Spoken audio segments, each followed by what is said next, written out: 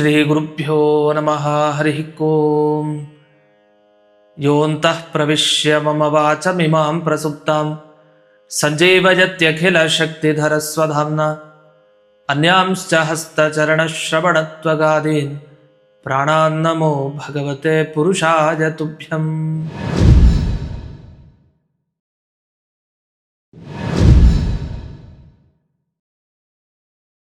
ಆಧ್ಯಾತ್ಮ ಚಿಂತನದ ಎಲ್ಲ ವೀಕ್ಷಕರಿಗೆ ಸ್ವಾಗತ. ಧನುರ್ಮಾಸ ಅಂದ ಕೂಡಲೇ ನಮಗೆ ನೆನಪಾಗೋದು ಹುಗ್ಗಿ ನೈವೇದ್ಯ. ವಸ್ತುತಃ ಇದರ ಮುಂಚೆ ಧನುರ್ಮಾಸ ಅಂದರೆ ಏನು, ಯಾಕೆ ಈ ಹುಗ್ಗಿಯ ವಿಶೇಷವಾದ ನೈವೇದ್ಯ ಅರ್ಪಣೆ ಮಾಡ್ತೀವಿ, ಇದಕ್ಕೇನು ಫಲ, ಇದ್ರ ಬಗ್ಗೆ ನಮಗೆ ಬೇಡ. ಚೆನ್ನಾಗಿ ಹುಗ್ಗಿಯನ್ನು ತಗೊಳ್ತಾ ಇರ್ತೀವಿ ಅಷ್ಟೇ, ಇದು ಮುಖ್ಯ ಅಲ್ಲ. ಒಂದು ತಿಂಗಳು ಚೆನ್ನಾಗಿ ತಗೊಳ್ಳೋದಕ್ಕಿಂತ ಒಂದು ತಿಂಗಳು ಯಾಕೆ ಇದನ್ನು ಮಾಡ್ತೀವಿ ಅಂತ ತಿಳ್ಕೊಳ್ಳೋದು ಬಹಳ ಮುಖ್ಯ. ಆ ಹಿನ್ನೆಲೆಯಲ್ಲಿ ಧನುರ್ಮಾಸ ಅಂತ ಯಾಕೆ ಕರೀತಾರೆ ಅಂದಾಗ, ಸೂರ್ಯ ತಾನು ಧನುರಾಶಿಯಲ್ಲಿ ಪ್ರವೇಶ ಮಾಡ್ತಾನೆ. ಜ್ಯೋತಿಷ್ಯದ ಪ್ರಕಾರ ಯಾವಾಗ ಧನುರಾಶಿಯಲ್ಲಿ ಪ್ರವೇಶ ಮಾಡ್ತಾನೆ ಅಂಥ ಮಾಸ ಇದು ಆಗಿರೋದ್ರಿಂದ ಧನುರ್ಮಾಸ ಅಂತ ಇದಕ್ಕೆ ಕರೀತಾರೆ. ಈ ಧನುರ್ಮಾಸದಲ್ಲಿ ಯಾಕೆ ಈ ಹುಗ್ಗಿ ನೈವೇದ್ಯವನ್ನು ಮಾಡಬೇಕು ಅಂದರೆ, ಈ ಹುಗ್ಗಿ ನೈವೇದ್ಯ ಮಾಡಿ ನಮಗೆ ತೋರಿಸ್ತವರೇ ದೇವತೆಗಳು. ಆದ್ದರಿಂದ ನಾವೆಲ್ಲ ಹುಗ್ಗಿ ನೈವೇದ್ಯವನ್ನು ಮಾಡಬೇಕು. ಅದೇನಾಯ್ತು, ಚಾತುರ್ಮಾಸ್ಯ ಕಾಲದಲ್ಲಿ ಭಗವಂತ ಯೋಗ ನಿದ್ದೆಲಿರ್ತಾನೆ, ಮಲಗಿರ್ತಾನೆ, ದೇವತೆಗಳು ಕೂಡ ಮಲಗಿರ್ತಾರೆ. ಆಮೇಲೆ ಕಾರ್ತೀಕ ಮಾಸದ ಸಂದರ್ಭದಲ್ಲಿ ಭಗವಂತ ಎದ್ದ. ಅದಾಗಿ ಈ ಮಾರ್ಗಶಿರ ಮಾಸ ಬಂದಾಗ ಈ ಧನುರ್ಮಾಸದ ಕಾಲದಲ್ಲಿ ಭಗವಂತ ತಾನು ಅರುಣೋದಯ ಕಾಲದಲ್ಲಿ ಇದ್ದ, ದೇವತೆಗಳು ಆ ಕಾಲದಲ್ಲಿದ್ದಾರೆ. ಆಗ ಎಲ್ಲರೂ ಹೋಗಿ ದೇವತೆಗಳು ಈ ಹುಗ್ಗಿ ನೈವೇದ್ಯ, ಭಗವಂತನ ಪೂಜೆ ಎಲ್ಲವನ್ನ ಮಾಡಿದರು. ಅದಕ್ಕನುಗುಣವಾಗಿ ನಾವು ಮಾಡಿದಾಗ ಅದೇ ಕಾಲದಲ್ಲಿ ದೇವತೆಗಳು ನಮ್ಮನ್ನು ಅನುಗ್ರಹಿಸ್ತಾರೆ, ದೇವರ ಅನುಗ್ರಹ ನಮ್ಮ ಮೇಲೆ ಆಗುತ್ತೆ. ಈ ದೃಷ್ಟಿಯಲ್ಲಿ ಈ ಹುಗ್ಗಿ ನೈವೇದ್ಯದ ಒಂದು ಅರ್ಪಣೆಯನ್ನು ಮಾಡೋದು. ಜೊತೆಗೆ ಇದನ್ನು ಹಿಂದಕ್ಕೂ ಒಬ್ಬ ದೇವತೆ ಅನುಷ್ಠಾನ ಮಾಡಿದ್ಲು. ಯಾಕೆ ಮಾಡಿದ್ಲು ಅಂದರೆ, ತನ್ನ ಗಂಡನ ಪದವಿ ಯಾರ ಕೈಲೋ ಹೋಗಿ ಸೇರ್ಕೊಂಡಿತ್ತು. ಯಾರದು? ಶಚೀದೇವಿ. ಶಚೀದೇವಿ ತಾನು ತನ್ನ ಗಂಡ ಇಂದ್ರ ತನ್ನ ಪದವಿಯನ್ನು ಯಾರೋ ಕಸ್ತುಕೊಂಡಾಗ ಆ ಪದವಿ ಮತ್ತೆ ಸಿಗಬೇಕು, ಅಧಿಕಾರ ಸಿಗಬೇಕು, ಸಂಪತ್ತೆಲ್ಲ ನಮಗೆ ವಾಪಸ್ ಬರಬೇಕು ಅಂದಾಗ ಆ ಶಚೀದೇವಿ ಈ ಹುಗ್ಗಿ ನೈವೇದ್ಯ, ಈ ಥರದ ಅನುಷ್ಠಾನ ಇದೆಲ್ಲ ಮಾಡಿದ್ಲಂತೆ. ಈ ಮಾಡಿದ್ದಕ್ಕೆ ಆ ಶಚೀದೇವಿ ಇಡೀ ಮನೆಗೆ ಸಂಪತ್ತನ್ನು ಬರುವ ಹಾಗೆ ಮಾಡಿದ್ಲು. ಆದ್ದರಿಂದ ಈ ಧನುರ್ಮಾಸದಲ್ಲಿ ವಿಶೇಷವಾಗಿ ಈ ಪೂಜೆ ಮತ್ತು ಹುಗ್ಗಿಯ ನೈವೇದ್ಯ ಇದಕ್ಕೆ ಪ್ರಾಶಸ್ತ್ಯ ಬಂದಿದೆ. ಈ ಧನುರ್ಮಾಸದಲ್ಲಿ ವಿಶೇಷ ಏನು ಅಂದರೆ ಸ್ನಾನ. ಬೆಳಗಿನ ಜಾವದಲ್ಲಿ ಬೇಗ ಸ್ನಾನ ಮಾಡೋದು ತುಂಬ ಮುಖ್ಯ. ಅದು ಅರುಣೋದಯ ಕಾಲದಲ್ಲಿ. ಅದನ್ನು ಕೂಡ ಸೂರ್ಯೋದಯ ಏನಿದೆ ಅದಕ್ಕಿಂತ 96 ನಿಮಿಷಗಳ ಮುಂಚೆ ಸ್ನಾನವನ್ನು ಮಾಡಬೇಕು ಅಂತ ಇದೆ. ಸೂರ್ಯೋದಯ 6:30 ಅಂತ ಇದ್ದರೆ ಆಗ ತುಂಬ ಮುಂಚೆ ಮಾಡಬೇಕು, 96 ನಿಮಿಷದ ಮುಂಚೆ. 6 ಗಂಟೆ ಇದ್ದರೆ ಆಗ 96 ನಿಮಿಷದ ಮುಂಚೆ. ಹಾಗಾಗಿ ಕ್ಯಾಲೆಂಡರ್ನೋ ಪಂಚಾಂಗವನ್ನು ನೋಡ್ಕೊಳ್ಬೇಕು, ಯಾವಾಗ ಸೂರ್ಯೋದಯ ಟೈಮ್ ಕೊಟ್ಟಿದ್ದಾರೆ ಅಂತ. ಆ ಟೈಮ್ಗಿಂತ ಮುಂಚೆ ಇಷ್ಟು ಸಮಯದ ಅವಧಿಯಲ್ಲೇ ಸ್ನಾನ ಮುಗಿದು ಹೋಗ್ಬಿಟ್ಟಿರ್ಬೇಕು. ಈ ರೀತಿ ಈ ಸ್ನಾನಕ್ಕೆ ಯಾಕೆ ಇಷ್ಟೊಂದು ಮಹತ್ವ ಕೊಟ್ಟಿದ್ದಾರೆ ಅಂದರೆ, ನೀವು ಒಂದೊಂದು ಹೆಜ್ಜೆ ಇಡ್ತೀರಲ್ಲ, ಆ ಟೈಮ್ನಲ್ಲಿ ಹೆಜ್ಜೆ ಇಟ್ಟು ನೀವು ಸ್ನಾನದ ಮನೆಗೆ ಹೋಗ್ತೀರಲ್ಲ, ಆ ಒಂದೊಂದು ಹೆಜ್ಜೆಗೂ ಕೂಡ ಈ ಧನುರ್ಮಾಸದಲ್ಲಿ ಎಷ್ಟು ಪುಣ್ಯ ಇದೆ ಅಂತಂದರೆ, ಅಶ್ವಮೇಧ ಯಾಗದ ಪುಣ್ಯ ಇದೆ ಅಂತೆ. ಒಂದೊಂದು ಹೆಜ್ಜೆಗೆ ಒಂದೊಂದು ಅಶ್ವಮೇಧ ಯಾಗದ ಪುಣ್ಯ ಅಂದರೆ ಲೆಕ್ಕ ಹಾಕ್ಕೊಳ್ಳಿ. ಅಶ್ವಮೇಧ ಯಾಗ ಅಂದರೆ ನಮಗೆ ಕಲ್ಪನೆಗೂ ಸಿಗಲ್ಲ. ಏನು ನೆನಪಿಸ್ಕೊಳ್ಬೋದು ಅಂದರೆ, ಅದೇ ಶ್ರೀರಾಮಚಂದ್ರ ಮಾಡಿದ್ನಲ್ಲ, ದಶರಥ ಮಾಡಿದ್ನಲ್ಲ ಅಷ್ಟೇ ಹೊರತು ಮನಸಾರಿನೂ ಕೂಡ ನಾವು ಮಾಡ್ಬೋದೇನೋ ಅಶ್ವಮೇಧ ಯಾಗ, ಅದು ಸಾಧ್ಯನೇ ಇಲ್ಲ. ಯಾಕೆಂದರೆ ಅಷ್ಟು ಕಷ್ಟವಾದ ಯಾಗ. ಅಂತೂ ಇಷ್ಟು ಪುಣ್ಯವನ್ನು ಕೊಡುವಂಥ ಈ ಧನುರ್ಮಾಸದಲ್ಲಿ ಸೂರ್ಯೋದಯಕ್ಕಿಂತ ಮೊದಲೇ ಸ್ನಾನ ಅನ್ನೋದು ಮೊದಲು ಮಾಡಬೇಕಾಗಿರೋದು. ಮತ್ತೊಂದು ವಿಷಯ, ಸ್ನಾನ ಮಾಡಬೇಕಾದ್ರೆ ಗಂಗೆಯನ್ನು ಮಾತ್ರ ಮರಿಬೇಡಿ. ಗಂಗಾ ಗಂಗಾ ಅಂಥೇಳಿ ನೀರನ್ನು ಹಾಕ್ಕೊಳ್ಳಿ. ಅಷ್ಟೇ ಅಲ್ಲದೆ ನೈವೇದ್ಯ ಅಂತ ಬಂತು. ಈಗ ಕೆಲವ್ರು ಏನು ಮಾಡ್ಕೊಂಡಿರ್ತಾರೆ, ಜಪ ಜಾಸ್ತಿ ಮಾಡ್ತಾ ಇರ್ತಾರೆ. ಅವ್ರಿಗೆ ಗಾಯತ್ರಿ ಮಂತ್ರ ಜಪ 1008 ಮಾಡೋವರೆಗೆ ಇನ್ಯಾವ ಕೆಲಸನೂ ಮಾಡಲ್ಲ. ಆದರೆ ಈ ಧನುರ್ಮಾಸದಲ್ಲಿ ಮಾತ್ರ, ಆಮೇಲೆ ಸೂರ್ಯೋದಯ ಆದಮೇಲೆ ಬೇಕಾದ್ರೆ ಮಾಡ್ಕೊಳ್ಳಿ ಗಾಯತ್ರಿ ಮಂತ್ರ ಜಪ ಇತ್ಯಾದಿಗಳನ್ನು. ಅದು ದೇವರ ಪೂಜೆ, ದೇವರಿಗೆ ಹುಗ್ಗಿ ನೈವೇದ್ಯ ಏನಿದೆ ಇದನ್ನು ಮೊದಲಂತೂ ಮಾಡಬೇಡಿ. ಅಂದರೆ ಅರ್ಘ್ಯ ಪ್ರದಾನ ಎಲ್ಲ ಮಾಡಬೇಕು. ಅದ್ರ ತನಕ ಗಾಯತ್ರಿ ಜಪ ಏನಿದೆಯಲ್ಲ ಅದೆಲ್ಲ ಆಮೇಲೆ ಮಾಡ್ಕೊಳ್ಬೋದು, ತುಂಬ ಜಪ ಅನುಷ್ಠಾನ ಮಾಡೋರು. ಅದರ ನೈವೇದ್ಯ ದೇವರ ಪೂಜೆ, ಇದಕ್ಕೆ ತುಂಬ ಮಹತ್ವ ಕೊಟ್ಟಿದ್ದಾರೆ. ಹಾಗಾಗಿ ತಪ್ಪದೆ ಈ ಹುಗ್ಗಿ ನೈವೇದ್ಯ ಜೊತೆಗೆ ಬೆಣ್ಣೆ, ಚಿತ್ರಾನ್ನ ಇದರ ನೈವೇದ್ಯವೂ ಕೂಡ ಬಹಳ ಪ್ರಶಸ್ತ. ಪಾಯಸ ನೈವೇದ್ಯ, ಈ ರೀತಿ ಗೋಘೃತ ಅಂದರೆ ತುಪ್ಪ ಆಗಬಹುದು, ಮೊಸರಾಗಬಹುದು, ಏಲಕ್ಕಿ, ಈ ರೀತಿ ಎಲ್ಲ ವಸ್ತುಗಳಿಂದ ಇದನ್ನೆಲ್ಲ ದೇವರಿಗೆ ನೈವೇದ್ಯವನ್ನಾಗಿ ಆ ಕಾಲದಲ್ಲಿ ಬೇಗ ಬೆಳಗಿನ ಜಾವ ಆ ಪೂಜೆ ಮಾಡಿ ಅರ್ಪಣೆ ಮಾಡೋದೇನಿದೆ ಅದಕ್ಕೆ ವಿಶೇಷವಾದ ಮಹತ್ವವನ್ನು ಶಾಸ್ತ್ರದಲ್ಲಿ ಕೊಟ್ಟಿದ್ದಾರೆ. ಇನ್ನು ಧನುರ್ಮಾಸದಲ್ಲಿ ನಾವು ಮಾತ್ರ ಹುಗ್ಗಿನ ಮಾಡ್ಕೊಂಡು ತಿನ್ನೋದಲ್ಲ, ಅದಕ್ಕೆ ಪ್ರಾಶಸ್ತ್ಯ ಹೆಚ್ಚು ಕೊಟ್ಟಿಲ್ಲ. ಬ್ರಾಹ್ಮಣರನ್ನ ಮನೆಗೆ ಆಹ್ವಾನ ಮಾಡಿ ಅವರಿಗೆ ಭೋಜನವನ್ನು ಹಾಕಿಸ್ಬೇಕು. ಅದರಿಂದ ಹುಗ್ಗಿ ಭೋಜನ ಬೇರೆಯವ್ರಿಗೆ ಹಾಕಿಸಿ ನಂತರ ನಾವು ತಗೊಳ್ಬೇಕು. ಆದರೆ ಪೂಜೆಗೆ ಆ ಟೈಮೇ ಆಗಬೇಕು, ಬೆಳಗ್ಗೆ ಬೇಗ ಪೂಜೆ ಆಗಿಬಿಡ್ಬೇಕು. ಬ್ರಾಹ್ಮಣ ಭೋಜನ ಆಮೇಲೆ ಲೇಟಾಗಿ ಕರೆದ್ರು ಸರಿ, ಇಲ್ಲ ಬ್ರಾಹ್ಮಣನು ಕೂಡ ಅದೇ ಟೈಮಿಗೆ ಕರೆದು ಭೋಜನ ಹಾಕಿಸ್ತೀವಿ ಅಂದರೆ ಪಾಪ ಅವ್ರ ಮನೇಲಿ ಹುಗ್ಗಿ ನೈವೇದ್ಯ ಮಾಡಬಾರ್ದ ದೇವರಿಗೆ, ಅವರು ಮಾಡಬೇಕು, ಅವರು ಇನ್ನೊಬ್ರಿಗೆ ಹಾಕಿಸ್ಬೇಕಾಗಿರುತ್ತೆ. ಅದರಿಂದ ನಂತರ ಹಾಕ್ಸೋದು ಭೋಜನ ಆ ಸಮಯ ಪರಿವರ್ತನೆ ಆದರೂ ಚಿಂತೆ ಇಲ್ಲ. ಆದರೆ ಪೂಜೆ ಆ ನೈವೇದ್ಯ ಪ್ರಕ್ರಿಯೆ ಎಲ್ಲ ಏನಿದೆ ಅದು ಮಾತ್ರ ಬೆಳಗ್ಗೆ ಬೇಗ ಆಗಬೇಕಾಗಿದೆ. ಈ ಹುಗ್ಗಿ ನೈವೇದ್ಯ ಸಮಯ ಯಾವುದು ಅಂದರೆ ಈ ಸೂರ್ಯೋದಯದಕ್ಕಿಂತ ಮುಂಚೆನೇ ಎಲ್ಲ ನೈವೇದ್ಯವನ್ನು ಭಗವಂತನಿಗೆ ಅರ್ಪಣೆ ಮಾಡಬೇಕು, ಇದು ಅದರ ಸಮಯ. ಅದಾದಮೇಲೆ ಮುಖ್ಯದ ಕಾರ್ಯಕ್ರಮ, ಮುಖ್ಯದ ಜಪಗಳು, ಅನುಷ್ಠಾನಗಳು, ಅದಾದಮೇಲೆ ಭೋಜನಾದಿಗಳನ್ನು ಮಾಡೋದು ಈ ವ್ಯವಸ್ಥೆ ಈ ಧನುರ್ಮಾಸದಲ್ಲಿದೆ. ಇನ್ನು ಶುಕ್ಲ ಪಕ್ಷ ಮತ್ತು ಕೃಷ್ಣ ಪಕ್ಷ ಈ ಮಾಸದಲ್ಲಿ ಏನು ಬರ್ತಾ ಇದೆ, ಪ್ರತಿ ದಿವಸನೂ ಕೂಡ ವಸ್ತುತಃ ಹುಗ್ಗಿ ನೈವೇದ್ಯ ಏನಾಗುತ್ತೆ ಅದನ್ನು ಬೇರೆಯವರಿಗೆ ಹಾಕಿಸಿ ನಂತರ ನಾವು ಭೋಜನ ಮಾಡಬೇಕು. ಆದರೆ ಪ್ರತಿ ದಿವಸ ಮಾಡಲಿಕ್ಕೆ ಶಕ್ತಿ ಇಲ್ಲ ಅಂತಿದ್ದವರು ಕನಿಷ್ಠ ಪಕ್ಷ ಶುಕ್ಲ ಪಕ್ಷದಲ್ಲಿ 1 ದಿವಸ ಆದರೂ, ಕೃಷ್ಣ ಪಕ್ಷದಲ್ಲಿ 1 ದಿವಸ ಆದರೂ, ಅಂದರೆ ತಿಂಗಳಿಗೆ 2 ದಿವಸನಾದರೂ ಕೂಡ ಬ್ರಾಹ್ಮಣರಿಗೆ ಭೋಜನವನ್ನು ಹಾಕಿಸೋದು, ಅದು ಹುಗ್ಗಿ ನೈವೇದ್ಯದ ಭೋಜನ. ಯಾಕೆ ಹಾಕಿಸ್ಬೇಕು ಅಂದರೆ 2 ಕಾರಣ. ಶುಕ್ಲ ಪಕ್ಷದಲ್ಲಿ ಹಾಕಿಸೋದ್ರಿಂದ ವಿಶೇಷವಾಗಿ ದೇವತೆಗಳಿಗೆ ತೃಪ್ತಿ, ದೇವತೆಗಳ ಅನುಗ್ರಹ ನಿಮಗಾಗತ್ತೆ. ಈ ಕೆಲವರು ಕೇಳ್ತಾ ಇರ್ತಾರೆ, ನಮಗೆ ದೇವತಾ ಶಾಪ ತಟ್ಟತ್ತೆ, ಗುರು ಶಾಪ ತಟ್ಟಿದೆ, ಇನ್ನು ಪಿತೃಗಳ ಶಾಪ ತಟ್ಟಿದೆ, ಇದಕ್ಕೆಲ್ಲ ಏನು ಪರಿಹಾರ? ಇದೇ ಪರಿಹಾರ. ಧನುರ್ಮಾಸದಲ್ಲಿ ನೀವು ಕೃಷ್ಣ ಪಕ್ಷದಲ್ಲಿ ವಿಶೇಷವಾಗಿ ಈ ಧನುರ್ಮಾಸದ ಧರ್ಮಗಳನ್ನು ಅನುಷ್ಠಾನ ಮಾಡ್ತಾ ನೀವು ಬ್ರಾಹ್ಮಣರಿಗೆ ಭೋಜನವನ್ನು ಹಾಕಿಸಿ ಅವರಿಗೆ ದಕ್ಷಿಣೆಯನ್ನು ಕೊಟ್ರಿ ಅಂತ ಆದರೆ ಆಗ ಪಿತೃದೇವತೆಗಳಿಗೆ ಬಹಳ ತೃಪ್ತಿ. ಇನ್ನು ಶುಕ್ಲ ಪಕ್ಷದಲ್ಲಿ ಆಗಲೇ ತಿಳಿಸಿದಂತೆ ದೇವತೆಗಳಿಗೆ ತೃಪ್ತಿ. ಹಾಗಾಗಿ 1 ದಿವಸನಾದರೂ ಕೂಡ ಈ ಧನುರ್ಮಾಸದಲ್ಲಿ ಆಯಾಯ ಪಕ್ಷಗಳು ಬಂದಾಗ ಅನುಷ್ಠಾನವನ್ನು ಖಂಡಿತ ಮಾಡಬೇಕು. ಇದಾದ ಮೇಲೆ ಈ ಹುಗ್ಗಿ ಅನ್ನೋದಕ್ಕೆ ಅಲ್ಲಿ ಮುದ್ಗಾನ್ನ ಅಂತ ಕರೀತಾರೆ ಸಂಸ್ಕೃತದಲ್ಲಿ. ಈ ಹೆಸರು ಬೇಳೆ ಏನಿದೆ ಅದರಿಂದ ನಿರ್ಮಾಣ ಮಾಡಿದ ಅನ್ನ. ಇದು ಎಷ್ಟು ಪ್ರಮಾಣದಲ್ಲಿರಬೇಕು ಅಂತ ಶಾಸ್ತ್ರದಲ್ಲಿ ತಿಳಿಸ್ತಾರೆ. ಈಗ ಅಕ್ಕಿ ಹಾಕ್ತಿರಲ್ಲ, ಅಕ್ಕಿಯ ಪರಿಮಾಣ ಎಷ್ಟು ಅಕ್ಕಿಯನ್ನು ಹಾಕ್ತಿರೋ ಅದಕ್ಕಿಂತ 2 ಪಟ್ಟು ಜಾಸ್ತಿ ಹೆಸರು ಬೇಳೆಯನ್ನು ಉಪಯೋಗಿಸಿದ್ರೆ ಅದು ಉತ್ತಮೋತ್ತಮ ಪಕ್ಷ. ಹಾಗೆ ಮಾಡಬೇಕಂತೆ ಹುಗ್ಗಿ ನೈವೇದ್ಯ, ಅಂದರೆ ಹುಗ್ಗಿಯ ನಿರ್ಮಾಣ ಮಾಡಿ. ಇನ್ನು ಅರ್ಧದಷ್ಟು ಇದ್ದರೆ ಅದು ಮಧ್ಯಮ ಪಕ್ಷ, ಅಂದರೆ ಅಕ್ಕಿ ಜಾಸ್ತಿ ಇರುತ್ತೆ, ಅದರ ಅರ್ಧ ಭಾಗ ಈ ಹೆಸರುಬೇಳೆ ಅಂಶವನ್ನು ಬಳಸ್ಕೊಂಡಿರ್ತೀವಿ. ಇನ್ನು ಕಾಲು ಭಾಗ ಅಂತಿದ್ರೆ ಅದು ಅಧಮ ಪಕ್ಷ ಅಂಥೇಳಿ ಇದಕ್ಕೂ ಒಂದು ವ್ಯವಸ್ಥೆನ ಹೇಳಿದ್ದಾರೆ. ಹಾಗಾಗಿ 2 ಪಟ್ಟು ಜಾಸ್ತಿ ಇರಬೇಕು ಅಂತ ಅರ್ಥ. ನೀವು ಪ್ರತಿನಿತ್ಯ ಈ ಧನುರ್ಮಾಸದಲ್ಲಿ ತಪ್ಪದೆ ಈ ಪೂಜೆ, ಸ್ನಾನ, ಹುಗ್ಗಿ ನೈವೇದ್ಯ ಇದನ್ನೆಲ್ಲ ಮಾಡ್ತೀರಿ ಅಂತ ಇಟ್ಕೊಳ್ಳಿ. ಆಗ ಒಂದೊಂದು ದಿನ ಮಾಡೋ ಪೂಜೆ ಎಷ್ಟು ಫಲ ಕೊಡುತ್ತೆ ಅಂದರೆ 1000 ವರ್ಷ ದೇವರ ಪೂಜೆಯನ್ನು ಮಾಡಿದರೆ ಆ ಪೂಜೆಯ ಫಲ ಧನುರ್ಮಾಸದಲ್ಲಿ 1 ದಿವಸ ಸರಿಯಾಗಿ ಮಾಡೋ ಪೂಜೆಯ ಫಲ ಒಂದೇ. ಹಾಗಾದ್ರೆ ಎಷ್ಟು ಶ್ರೇಷ್ಠ. ಆದ್ದರಿಂದ ಧನುರ್ಮಾಸ ಬಂತು ಅಂದರೆ ಯಾರ್ಯಾರು ದೇವರ ಪೂಜೆ ಮಾಡ್ತಾರೆ, ತುಂಬ ಪುಣ್ಯವನ್ನು ಸಂಪಾದನೆ ಮಾಡಬೇಕು ಅಂತಿರ್ತಾರೆ, ಪಾಪಗಳನ್ನೆಲ್ಲ ಕಳ್ಕೊಳ್ಬೇಕು ಅಂತಿರ್ತಾರೆ, ಒಳ್ಳೆ ಅವಕಾಶ. 1 ತಿಂಗಳು ಸರಿಯಾಗಿ ಅನುಷ್ಠಾನ ಮಾಡಿದರೆ ಎಲ್ಲದಕ್ಕೂ ಅವಕಾಶ ಇದೆ. ಇನ್ನು ಪೂಜೆಯನ್ನು ಕೆಲವ್ರಿಗೆ ಬೆಳಗಿನ ಜಾವ ಅಂದರೆ ಅರುಣೋದಯ ಕಾಲದಲ್ಲಿ ಮಾಡಲಿಕ್ಕೆ ಆಗಲಿಲ್ಲ, ಅಷ್ಟೊತ್ತಿಗೆ ನಕ್ಷತ್ರಗಳು ಸ್ವಲ್ಪ ಸ್ವಲ್ಪ ಮರೆನೂ ಕೂಡ ಆಗಿದೆ, ಅಂಥ ಕಾಲ ಬಂತು. ಆ ಕಾಲದಲ್ಲಿ ಪೂಜೆ ಮಾಡಬಹುದು, ಆದರೆ ಅದು ಮಧ್ಯಮ ಪೂಜೆ ಅಂತ ಆಗುತ್ತೆ. ಅಂದರೆ ಅಷ್ಟೊಂದು ಫಲ ಸಿಗಲ್ಲ, ಆದರೆ ಸಿಗತ್ತೆ ಫಲ.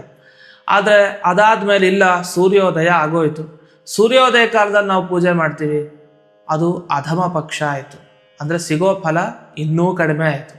ಇಲ್ಲ, ಇನ್ನೂ ಸ್ವಲ್ಪ ಮಧ್ಯಾಹ್ನ ಕಾಲಕ್ಕೆ ನಾವು ಮಾಡ್ತೀವಿ, ಯಾಕೆ ಎಚ್ಚರ ಆಗೋದೇ ಸೂರ್ಯೋದಯ ಆದಮೇಲೆ, ಆದ್ದರಿಂದ ಮಾಡೋ ಪೂಜೆ ಆಮೇಲೆ ಆಗಬೇಕು, ಮಧ್ಯಾಹ್ನ ಕಾಲಕ್ಕೆ ಮಾಡ್ತೀವಿ ಅಂದರೆ ಅದು ಸರ್ವಥಾ ನಿಷ್ಫಲ ಅಂತ ಹೇಳಿದ್ದಾರೆ. ಹಾಗಾಗಿ ಧನುರ್ಮಾಸದಲ್ಲಿ ಎಷ್ಟು ಬೇಗ ಎದ್ದು ಅನುಷ್ಠಾನವನ್ನು ಮಾಡ್ತಿರೋ ಅಷ್ಟು ಪೂರ್ಣ ಫಲ. ಹಾಗಂತ ರಾಕ್ಷಸರು ಓಡಾಡೋ ಕಾಲದಲ್ಲಿ ಪೂಜೆಯನ್ನು ಮಾಡಬಾರ್ದು. ಆದರೆ ಅರುಣೋದಯ ಕಾಲ ಅಂತ ಆಗಲೇ ತಿಳಿಸಿದಂತೆ ಆ ಕಾಲದಲ್ಲಿ ಪೂಜೆಯನ್ನು ಮಾಡೋದು ಬಹಳ ವಿಶೇಷ. ಇದರ ಜೊತೆಗೆ ಮತ್ತೊಂದನ್ನು ಮರಿಬಾರ್ದು, ಒಂದು ಭದ್ರಲಕ್ಷ್ಮಿ ಸ್ತೋತ್ರ ಅಂತ ಇದೆ. ಇದು ಯಾವಾಗ ದೇವರಿಗೆ ಪೂಜೆ ಮಾಡ್ತಾ ಇರ್ತೀರೋ ಅದೇ ಸಂದರ್ಭದಲ್ಲಿ ಲಕ್ಷ್ಮೀದೇವಿಯ ಅನೇಕ ಹೆಸರುಗಳನ್ನು ಹೊಂದಿರೋ ಒಂದು ಸ್ತೋತ್ರ ಇದೆ.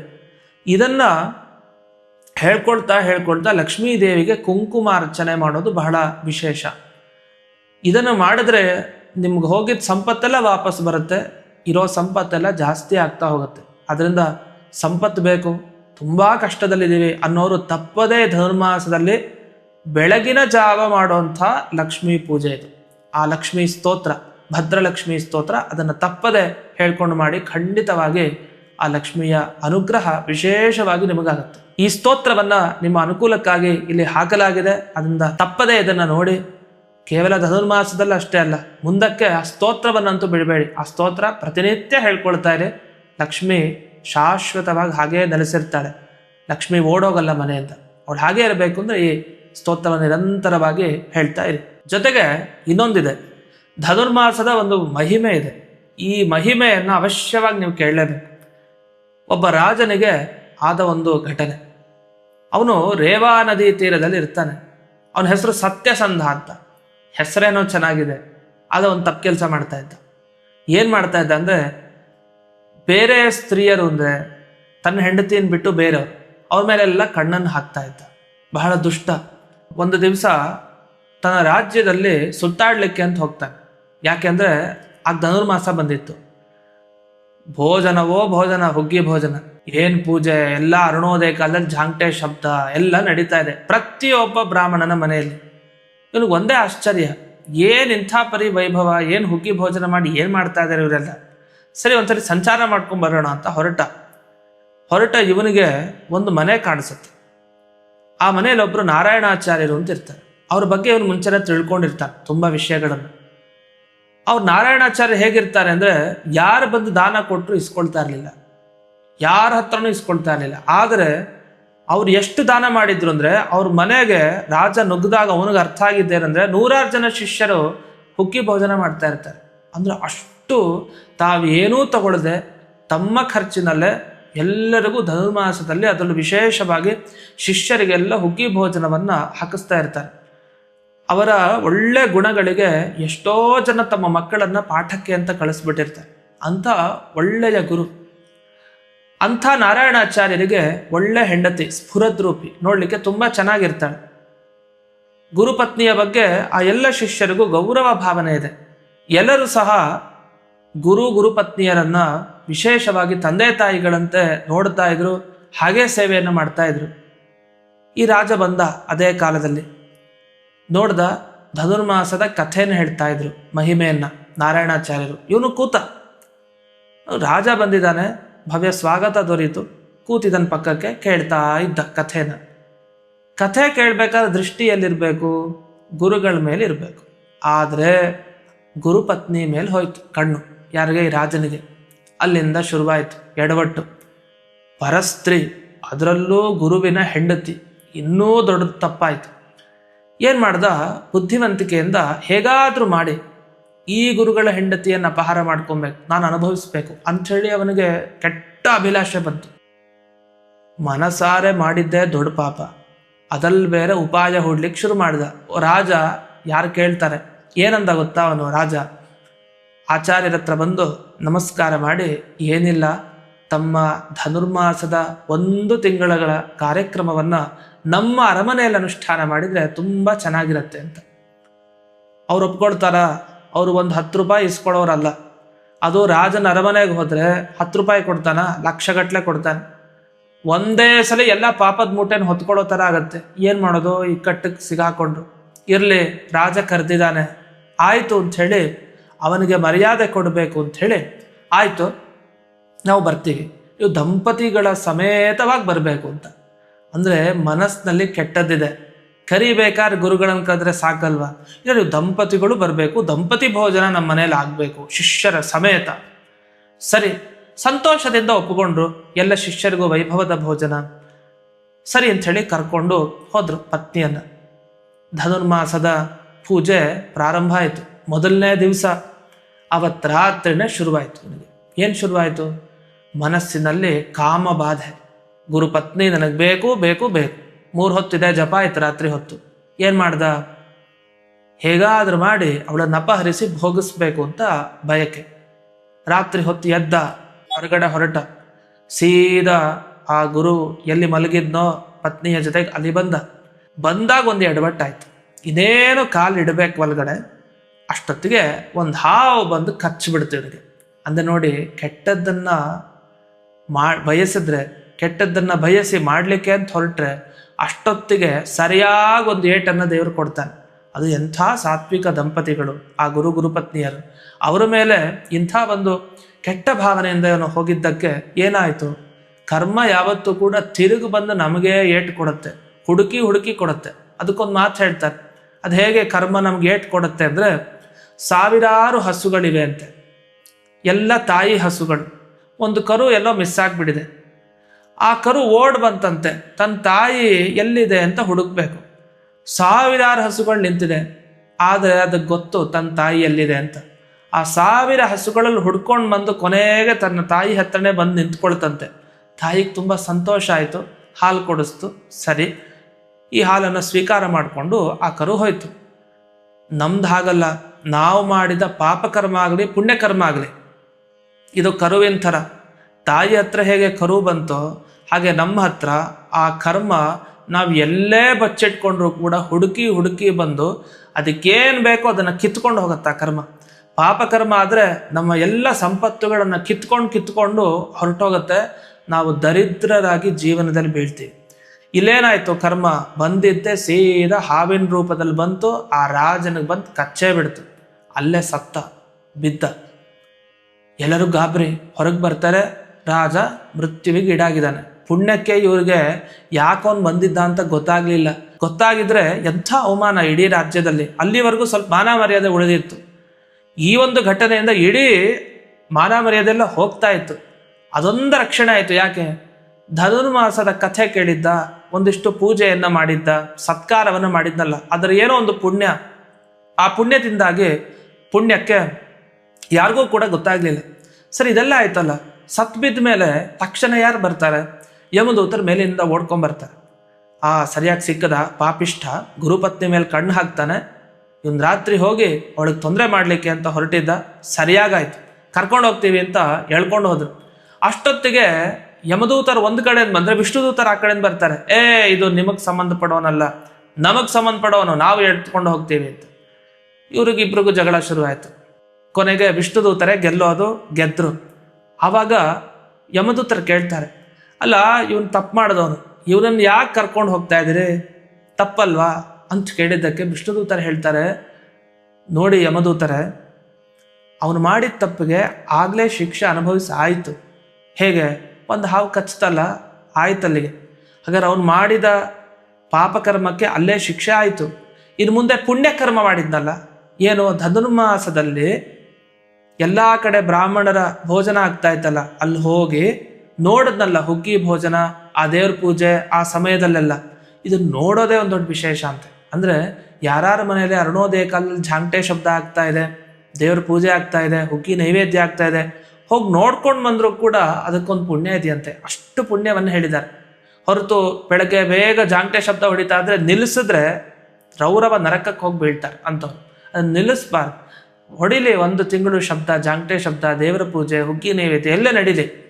ಇಷ್ಟೆಲ್ಲ ನೋಡಿದ್ದಕ್ಕೆ ಮತ್ತು ಧನುರ್ಮಾಸದ ಕಥೆಯನ್ನು ಶಿಷ್ಯರ ಜೊತೆ ಕೇಳಿದ್ದಕ್ಕೆ ಅಷ್ಟೇ ಅಲ್ಲ, ದಂಪತಿಗಳನ್ನು ತನ್ನ ಅರಮನೆಯಲ್ಲಿ ಬಂದು ಇರಿಸ್ಕೊಂಡಿದ್ದಕ್ಕೆ ಇಷ್ಟೇ. ಇದರಿಂದ ವಿಷ್ಣುದೂತರು ಸೀದಾ ವೈಕುಂಠ ಲೋಕಕ್ಕೆ, ಅಂದರೆ ವಿಷ್ಣುವಿನ ಲೋಕಕ್ಕೆ ಕರ್ಕೊಂಡು ಹೋಗ್ತಾರಂತೆ. ಎಂಥ ಆಶ್ಚರ್ಯ! ಆಗ ರಾಜನಿಗೆ ಗಾಬರಿ ಆಗುತ್ತೆ. ಅಬ್ಬಾ, ಕೊನೆಗಾಲದಲ್ಲಿ ದೇವರೇ ನನಗೆ ಅನುಗ್ರಹ ಮಾಡಿದ, ಒಂದು ಪುಣ್ಯವನ್ನು ಅವನೇ ಮಾಡಿಸಿ ಪಾಪಕರ್ಮ ಏನಿತ್ತು ಆ ಕರ್ಮವನ್ನು ಈ ಹಾವಿನ ಮುಖಾಂತರ ಪರಿಹಾರ ಮಾಡಿ ಶಿಕ್ಷೆಯನ್ನು ಕೊಟ್ಟು ನನ್ನ ಉದ್ಧಾರ ಮಾಡ್ದ ಅಂತ ನೆನೆಸ್ಕೊಳ್ತಾನಂತೆ ಆ ರಾಜ. ಹೀಗೆ ಈ ಧನುರ್ಮಾಸದ ಮಹಿಮೆಯನ್ನು ಎಲ್ಲರೂ ಕೂಡ ಕೇಳಿ ಇದರಂತೆ ಆದಷ್ಟು ದೇವರ ಇಚ್ಛೆಗನುಗುಣವಾಗಿ ನಾನು ದೇವರ ಅನುಗ್ರಹದಿಂದ ಎಷ್ಟು ಸಾಧ್ಯನೋ ಅಷ್ಟು ಮಾಡ್ತೀನಿ ಅಂತ ಎಲ್ಲರೂ ಪ್ರಯತ್ನಪಟ್ಟು ಈ 1 ತಿಂಗಳುಗಳ ಕಾಲ ವಿಶೇಷವಾಗಿ ಅನುಷ್ಠಾನ ಮಾಡಿ ಆ ಭಗವಂತನ ಪರಿಪೂರ್ಣ ಅನುಗ್ರಹಕ್ಕೆ ಪಾತ್ರರಾಗಿ ಅಂತ ತಿಳಿಸ್ತಾ ಈ ಸಂಚಿಕೆಯನ್ನು ವೀಕ್ಷಿಸಿದ ಎಲ್ಲ ಆಧ್ಯಾತ್ಮ ಚಿಂತನದ ವೀಕ್ಷಕರಿಗೆ ಧನುರ್ಮಾಸ ನಿಯಾಮಕನಾದ ಆ ಪರಮಾತ್ಮನ ವಿಶೇಷ ಅನುಗ್ರಹ ದೊರೆಯಲಿ ಅಂತ ಈ ಸಂದರ್ಭದಲ್ಲಿ ಪ್ರಾರ್ಥನೆಯನ್ನು ಮಾಡ್ತಾ ಸ್ಮತ್ ಗುರುವಂತರ್ಗತ ವ್ಯಾಸತೀರ್ಥ ಗುರುವಂತರ್ಗತ ಭಾರತೀಯ ರಮಣ ಮುಖ್ಯ ಪ್ರಾಣಾಂತರ್ಗತ ಶ್ರೀಮನ್ಮೂಲ ಗೋಪಾಲಕೃಷ್ಣನಿಗೆ ಅರ್ಪಣೆಯನ್ನು ಮಾಡ್ತೇನೆ. ಶ್ರೀಕೃಷ್ಣಾರ್ಪಣಮಸ್ತು.